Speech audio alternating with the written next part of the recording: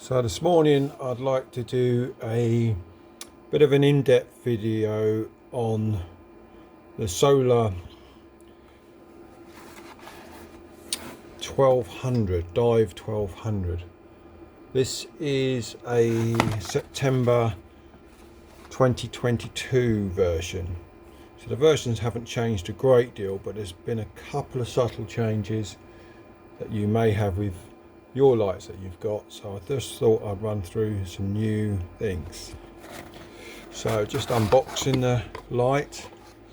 The first thing, well, these are not new, these have been around for a while. There's some advisory tips in the box. And these will just help you understand a little bit about the light and how it works. So I'm going to use these tips to explain a few things in the video, give me a quick reminder of what's happening, and hopefully talk you through a few things that might crop up. So the first thing that's changed is the outer bag.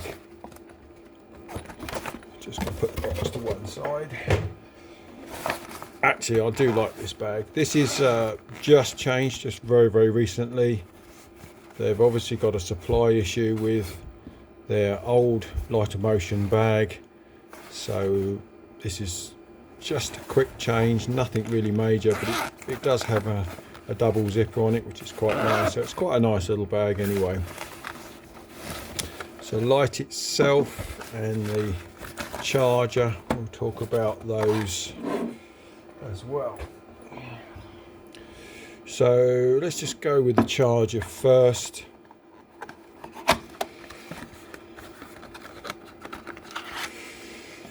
This is a UK version of the lighter motion charger. This is a relatively inexpensive item, so this is the first thing I wanted to talk about. But this light doesn't work unless it's charged, so this is quite an important item. So it's worthwhile looking after this device. So the first thing to do is to undo this. Chargers shouldn't be used with that crimped together, so that's only together for packaging purposes. Quite often I see chargers come back and they've still got this on. Although it may be tidy, it's not a great thing to do. The other thing to do, remember, with chargers is don't leave them plugged in. There's no real need to leave them plugged in. So once the light is fully charged, disconnect it from the power. Don't leave it plugged in, don't leave it working harder than it needs to. There's a transformer in here that's converting 240 volts down to 12 volts. It doesn't need to be doing that day in, day out for no reason at all. So again, save a little bit of power, unplug the charger. Another thing to note is, especially if you're on a dive boat or somewhere where there's not a known source of power, is remember that the boat will switch from, or could switch from, its generated power by the boat engines to shore power. And when that happens, there can be a spike down the circuit. So again, think about when you're going to be charging your light, and if it's fully charged, disconnect it from the power.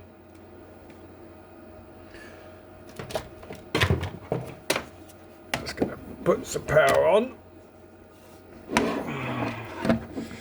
So when I power this light up, I get a power indicator LED here, which will be on green, or should be on green. If it's not on green, that's when it's disconnected from the light, so it's on green. When I connect it to the light, it will turn red. Probably looks a little bit amber on the video, but it is actually red. when the light is fully charged and the charger has finished charging, it will turn green. If I leave that in there for 5 days, it's not going to make any difference. It's not doing anything. So once this has gone to green, this light is fully charged. The charger is now no longer charging. Still using your power for no reason at all. You've still got the thing plugged into the mains for no reason at all. It's not going to charge anymore.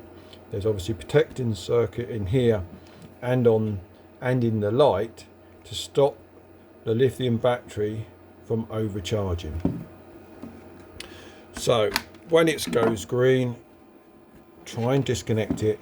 It will look after your charger probably a little bit better.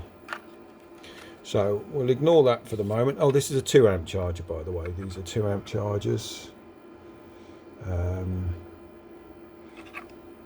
Needs to be clean and tidy. There, on other models, there is another model of the charger.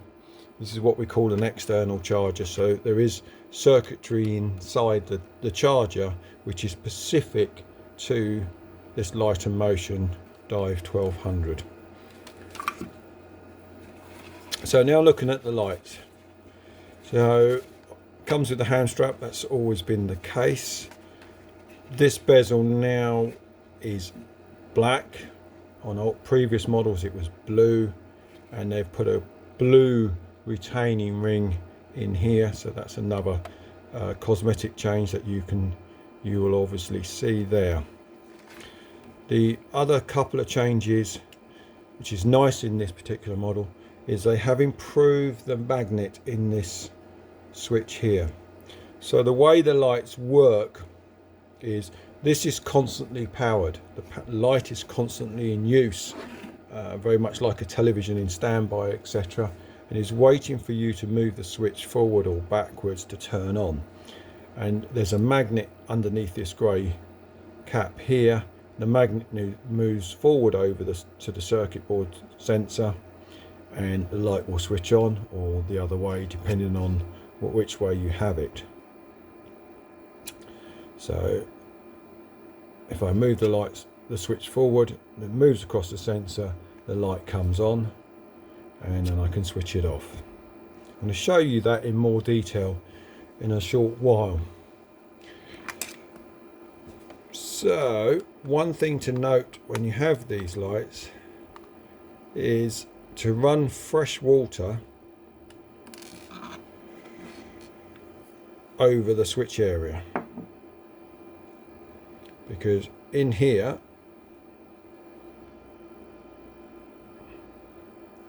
you can see the silver thing there. That is your magnet. So that's a magnet in there. If that corrodes and starts to expand or disappear completely, then the light won't switch on correctly, or the switch will start becoming stiff and won't operate correctly. This has improved. I can see this is improved in the recent models. This had a bigger housing around it, so there's less opportunity for that expansion.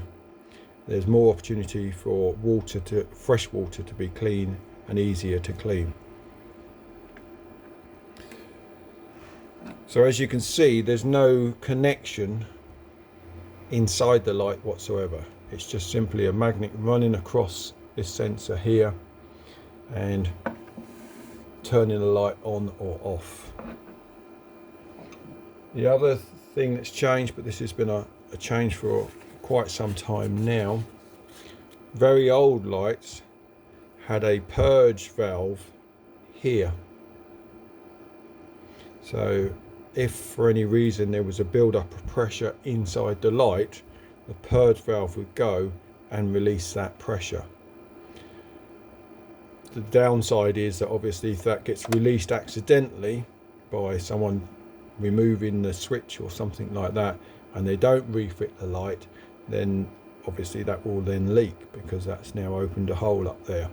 So these particular modules now have actually had this sealed. There's no reason to have that, so that's been a good change. That's been for quite some time now, so no problems at all there. I'm just going to reassemble that carefully.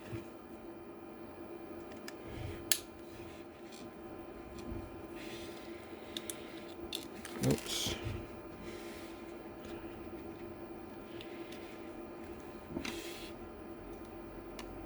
So the slide switch and parts can be cleaned,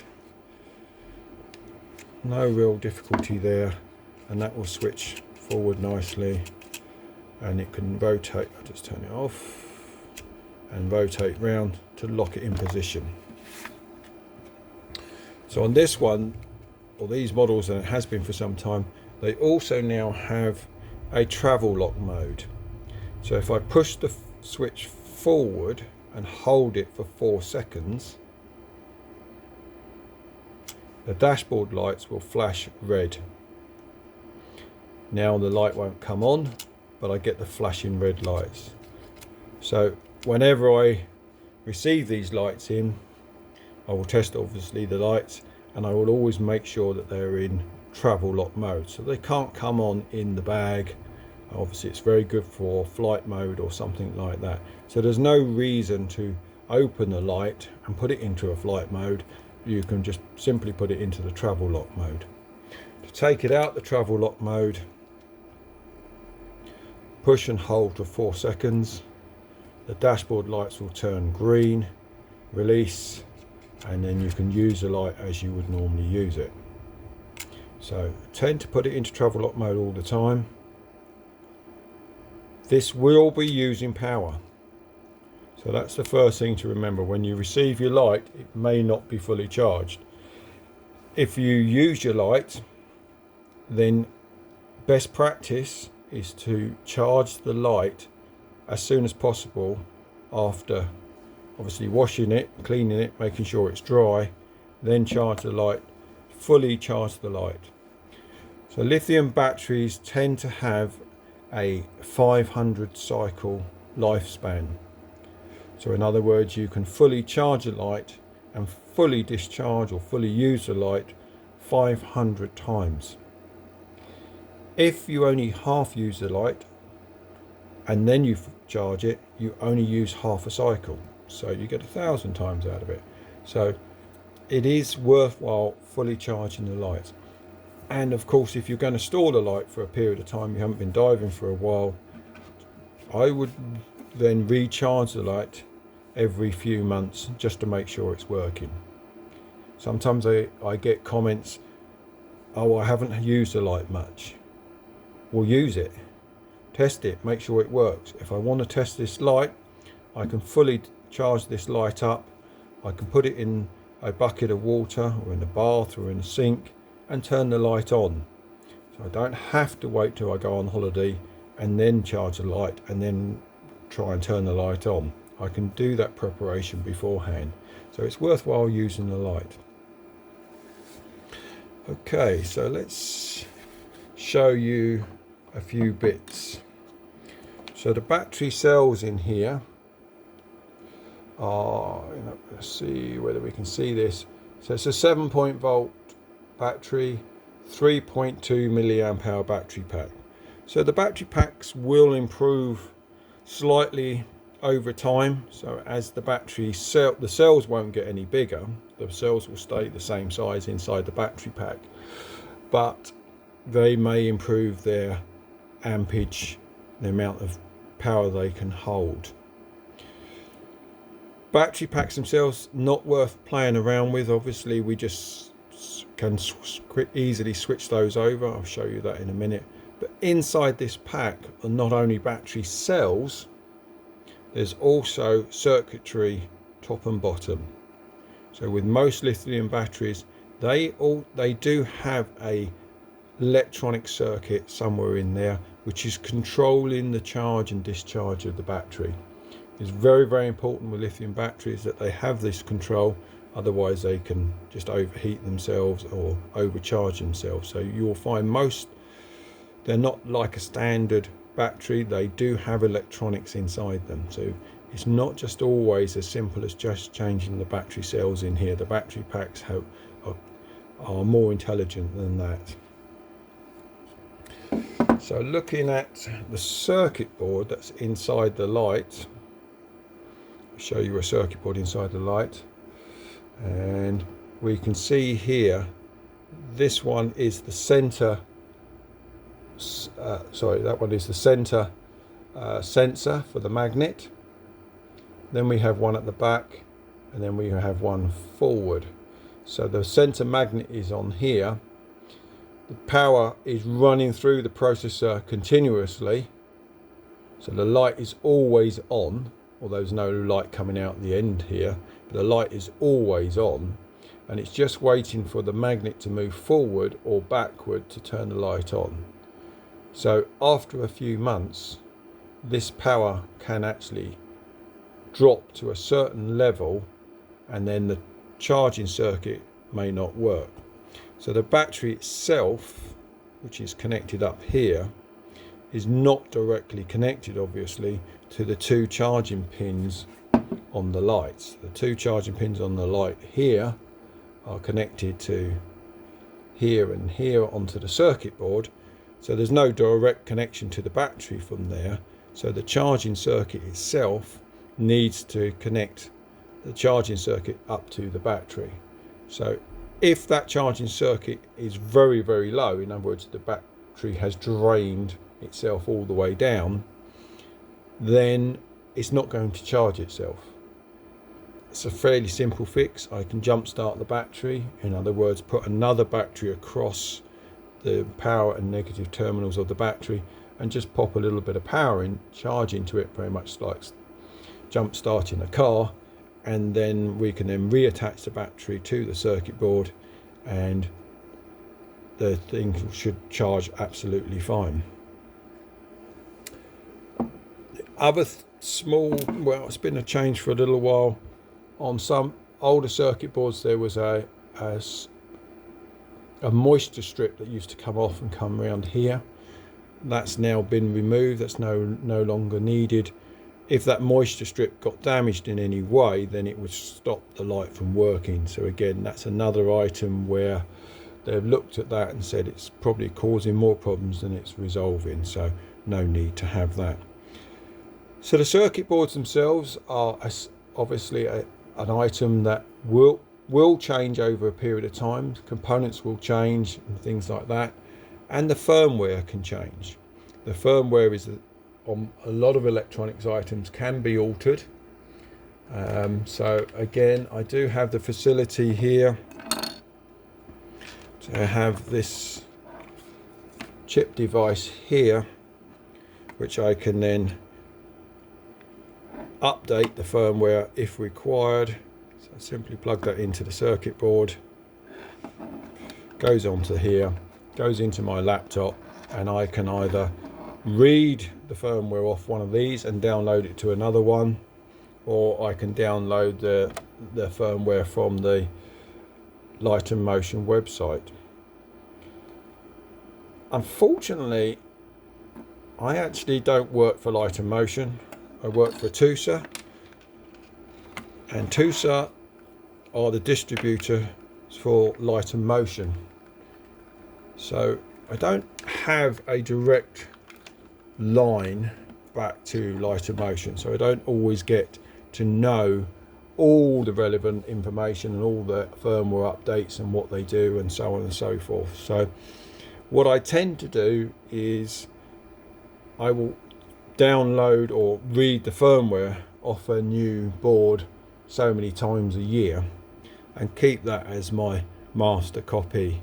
So I don't always get to know the differences between one firmware version and another. But obviously I won't interfere with the lights when they come in as new. I will leave them alone and leave them with the firmware they are.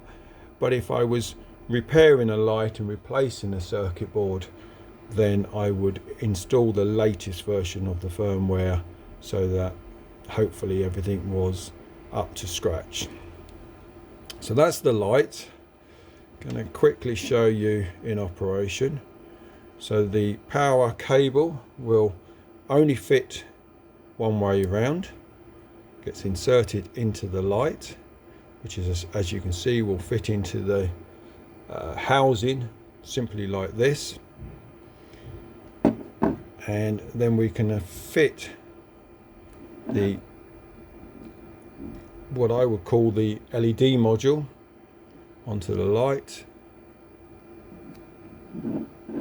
and that's the simple light assembly all working. Now what we need to do is let's get a magnet, which I didn't get.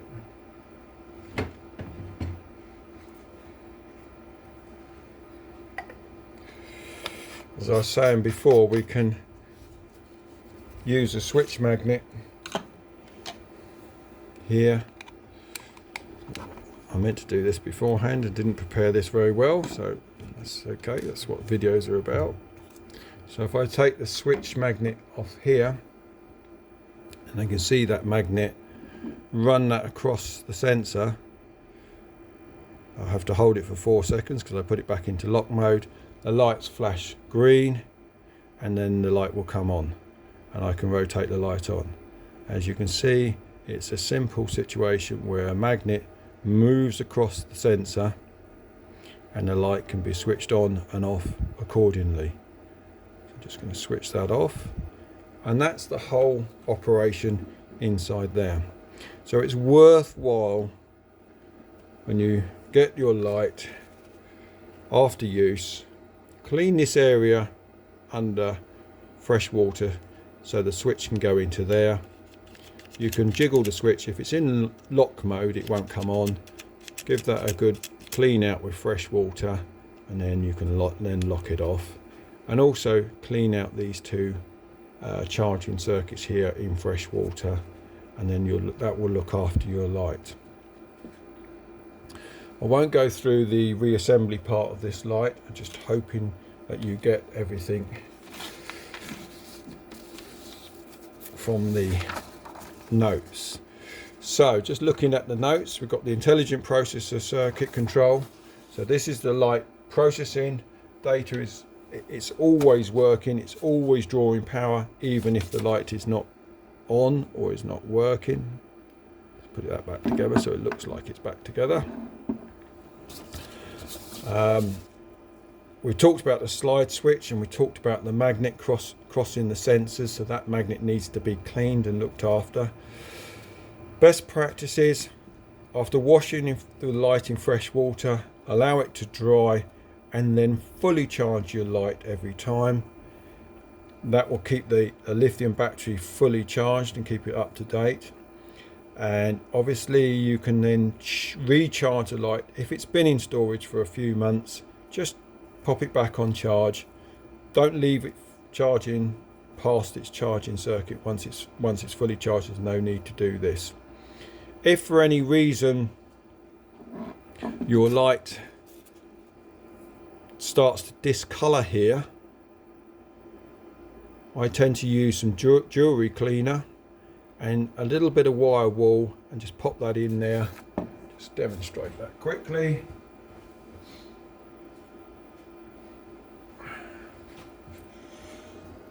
I get a little bit of wire wool. You can do it like this. This wire wool I just got from a decorating centre, and pop it in there, and you can just rotate it round and give that a little bit of a wipe out. Ever so easy to do. I have done a video on how to clean that, so that should be fairly easy to find, hopefully. We talked about the travel lock mode, so that if you press this switch forward for 4 seconds, it will either go in or out of travel lock mode. The dashboard LEDs will either flash red or flash green, depending on when you're turning it on. When charging, just plug this one in. Put the charger back into view. I'm going to take this one out of view for a minute. Don't need that. We've got a green light on the charger when it's not connected to the light. When I connect it to the light, the charger will turn red and the dashboard lights will flash alternatively across. If the power on the, or the charge in the battery is low, these will flash red. If it's reasonable or halfway, well, they will flash amber. And then when they're getting close to the end, then they will start to flash green. So once they're solid green, all the lights are on fully.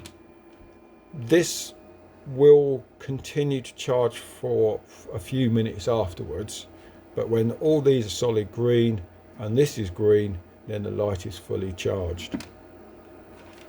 When you're using the lights, turn it on, wait for these to turn green, release. You can turn the light on. I'm on low power now. The battery is giving me a green indicator, so that means the battery capacity is high, but I'm on a low power setting here. I'm on a higher setting, middle setting, and then on my top setting on here. Whilst diving, these lights, as you know, when diving, light underwater, or the colours underwater, do change. So you can often look at these lights and think they're not green. They might be amber when they're not. They are still green. And the difference between amber and red can be quite difficult to see underwater. But we'll just have to get used to that, I think. We talked about the lithium battery. Lithium batteries had 500 cycles. So use the light for whatever time you need to, and then fully recharge it. Don't let it drain all the way down. There's no need to drain the lights down all the way down and then recharge it. We don't need to do that with a lithium battery. Lithium batteries, they should be charged on a regular basis. And we've also talked about power interruptions. So I'm more worried about the charging circuit here now, that if there is going to be a spike in the power where they're switching circuits from one source to another, probably on the boats, possibly in a hotel room or something like that, where you're pulling cards in and out all the time, the power is switching on and off. We don't quite know the reliability of the power source. Charge your light up, and then at the best opportunity, once it's fully charged, you can just disconnect this. Don't leave this plugged into the wall for the whole of the week that you're on the boat or whatever, and take it through its cycles unnecessarily. Hope you found this useful. Thank you very much.